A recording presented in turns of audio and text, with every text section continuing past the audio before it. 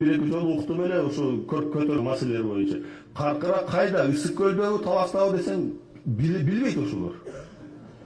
Так айта албайт. А бирок үзүүчү кылып атты. Кетип калды деп. Ай, Каркыра бул женекөй кичинекей жер эмес.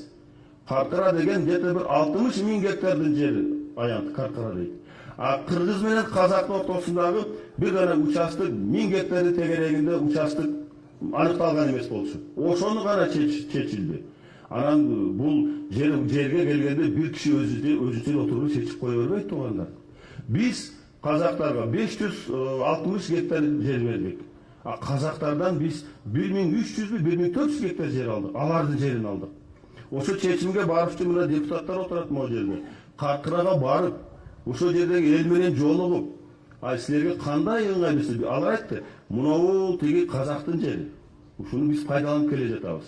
А бирок тиги жер кыргыздыкы, бирок аны биз пайдаланбай атабыз. Андан көрө буну казактарга бергиле, алардын жерин биз алалык деп. Болгону ошол. Башка маселе жок. Биз алганда да бергенден кара канчасы мына 500 гектар көп жер алдык. Аны эми түшүндүрбөй эле анан мына кетип калды. Кетип берип койду. Айнан калыс болуш керек да кичине. Муну сиздерге айтып атканым себеби сиздер Каркырадан алыстыңар, бирок билип койгонуңар туура болот деп ойлойм.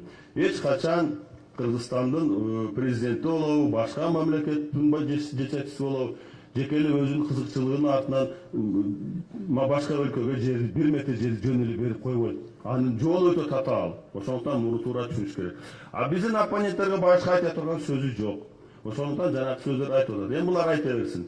Мен эми туугандар